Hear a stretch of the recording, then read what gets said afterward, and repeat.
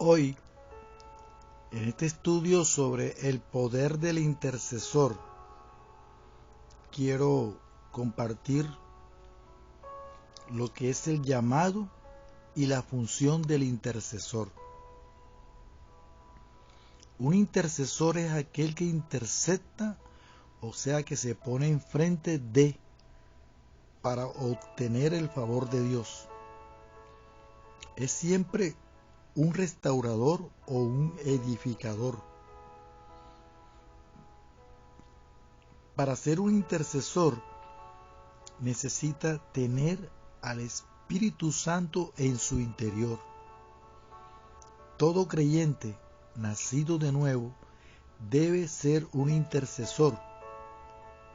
Sin embargo, hay quienes experimentan pasión por orar y mantenerse en la intimidad con Dios. Estos reciben el llamado a interceder de parte del Espíritu Santo de Dios. El intercesor no se pone o se quita de la brecha, sino que vive en ella porque Cristo ya se puso en ella y construyó un puente entre el hombre y Dios. Las personas que entienden que para ellos interceder es un llamado divino que va más allá de la función normal de todo creyente, son hombres, varones o mujeres que se han hecho disponibles para el Señor en todo tiempo. Cuando surge una necesidad o una urgencia de Dios, Él, el Señor, buscará a aquel o aquella que sabe escuchar su voz y que sabe obedecer sin importar la hora o el lugar. El discernimiento debe estar activado en el intercesor. Esto le muestra lo que está en la mente de Dios y cuáles son los obstáculos presentes. El intercesor necesita discernir cuando Dios ya actuó, aunque no vea el resultado, pero se ve con los ojos de la fe. En cuanto a la naturaleza de la intercesión, Dios no quiere que acusemos ni juzguemos. Dios quiere hijos que se identifiquen con el pecado del mundo, que se presenten delante de Dios como si ellos mismos hubieran pecado. En Daniel 9:17 leemos la santa palabra de Dios que dice este profeta: ahora pues, Dios nuestro, oye la oración de tu siervo y sus ruegos, y haz que tu rostro resplandezca sobre tu santuario asolado por amor del Señor. Dios espera aún que le pidamos perdón por la sangre derramada. Daniel 9:20 sigue diciéndonos: aún estaba hablando y orando y confesando mi pecado y el pecado de mi pueblo Israel, y derramaba mi ruego delante de Jehová mi Dios por el monte santo de mi Dios. Así vendrá la revelación, los aires serán limpiados y la gente va a poder buscar al Dios de salvación.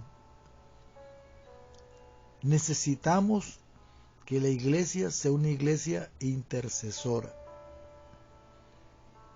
La iglesia intercesora es aquella que no le importa exponer su propia vida porque ya no quiere ver su pueblo en destrucción. En la Biblia, en el libro de Esdras, nos hablan de Hadasha. Ella representa lo que es una iglesia intercesora. Y en Hechos 12:5 dice que así que Pedro estaba custodiado en la cárcel, pero la iglesia hacía sin cesar oración a Dios por él.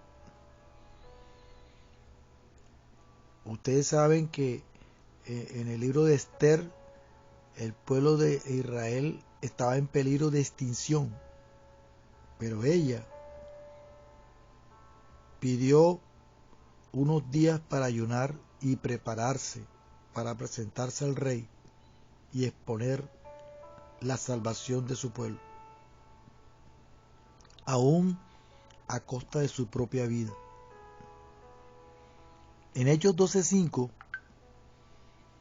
leemos que es la iglesia que gime y llora, la iglesia intercesora es la iglesia que gime y llora, que va delante de la presencia del Señor y que sabe que el cetro del Rey será extendido a su favor y que ella encontrará gracia. Y en el mismo Hechos 12:12, y habiendo considerado esto, llegó a casa de María, la madre de Juan, el que tenía por sobrenombre Marcos, donde muchos estaban reunidos orando. La iglesia era una iglesia de oración. Dios quiere hacer grandes cosas en medio nuestro, pero necesitamos interceder sabiendo que es el Espíritu Santo en nosotros quien lo hace. Hay pueblos nuestros sobre los cuales se ha decretado muerte, pero más grande que todo decreto de muerte es el decreto que puede dar el Rey, sellado con su anillo, y todo edicto y decreto que Él da no puede ser revocado. La iglesia necesita tener un corazón para interceder. En Lamentaciones 3, del 48 al 50, leemos la Biblia que dice que ríos de aguas echan mis ojos por el quebrantamiento de la hija de mi pueblo. Mis ojos destilan y no cesan, porque no hay alivio hasta que Jehová mire y vea desde los cielos. Jeremías lloraba por su pueblo, esperando que Dios tuviera compasión. Para un intercesor es necesario que nuestro corazón se ensanche. El Salmo 119:32 leemos: por el camino de tus mandamientos correré cuando ensanches mi corazón. Jeremías tenía un corazón ensanchado. Él cargaba a la nación en el corazón. Un fruto del corazón ensanchado es el llanto genuino por la causa. Veamos el corazón del apóstol Pablo en cuanto a esto. Y en Filipenses 1, del 7 al 8 dice: como me es justo sentir esto de todos vosotros, por cuanto os tengo en el corazón, y en mis prisiones, y en la defensa y confirmación del Evangelio, todos vosotros sois participantes conmigo de la gracia, porque Dios me es testigo de cómo os amo a todos vosotros con el entrañable amor de Jesucristo. Una más te voy a leer. En Hechos 20:31, por tanto velad, acordándonos que por 3 años de noche y de día no he cesado de amonestar con lágrimas a cada uno. Pablo lloraba constantemente y por largo tiempo por sus discípulos. Tenía el corazón de un intercesor. Clamemos que Dios nos haga sensibles a su deseo y que derrame su gracia sobre nosotros. Zacarías 12:10, y derramaré sobre la casa de David y sobre los moradores de Jerusalén espíritu de gracia y de oración, y mirarán a mí, a quien traspasaron, y llorarán como se llora por un hijo unigénito, afligiéndose por él como quien se aflige por el primogénito. Usaremos como ejemplo a Nehemías para comprender mejor las características y funciones de un intercesor. Nehemías era un hombre recto delante del Señor, no se había corrompido. Aunque él había pecado, se levantó como un intercesor haciendo suyo el pecado del pueblo.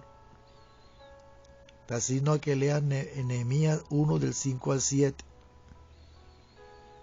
Y vas a encontrar que esto se llama identificación y es la actitud de un hijo de Dios. Esto es lo que Jesús hizo por nosotros. Nehemías se entristeció por la ruina en la que se encontraba Jerusalén. El Espíritu Santo pone en el corazón del intercesor dolor y tristeza ante el pecado que consume a las vidas de su comunidad. El intercesor va más allá del círculo de su familia, porque el propósito eterno de Dios es que los hombres sean salvos. Segunda de Pedro 3:9, leemos que el Señor no retarda su promesa según algunos la tienen por tardanza, sino que es paciente para con nosotros, no queriendo que ninguno perezca, sino que todos procedan al arrepentimiento. Él nos llama a colaborar con Él en este plan de redención de la tierra. Todo cristiano nacido de nuevo debe interceder por las almas que se pierden en el pecado. Un intercesor es compasivo y misericordioso. No usa la oración para acusar, condenar o maldecir, sino para clamar misericordia. Leemos en la palabra de Dios que Nehemías reedificó los muros de Jerusalén. Alrededor de cada ciudad, de cada barrio, de cada comunidad, hay un muro espiritual levantado por las oraciones de los santos, con vallados de ángeles, con cercos de fuego, para que no prosperen las agresiones del enemigo. Las puertas han de permanecer cerradas al paso del enemigo. Solamente el pecado y la transgresión del pueblo de Dios pueden abrirlas.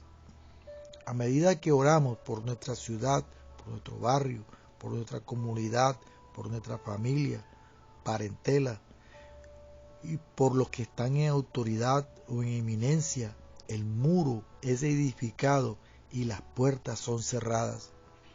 Nehemías puso el pueblo por familia alrededor del muro para cerrar todos los portillos, porque familias unidas le impiden la entrada del enemigo. Así que en este día quiero decirte que dentro de las funciones, dentro del ejercicio y el llamado que debe tener un intercesor, es apasionarse y ser sensible a la voz de Dios y al llamado de Dios. Dios te bendiga.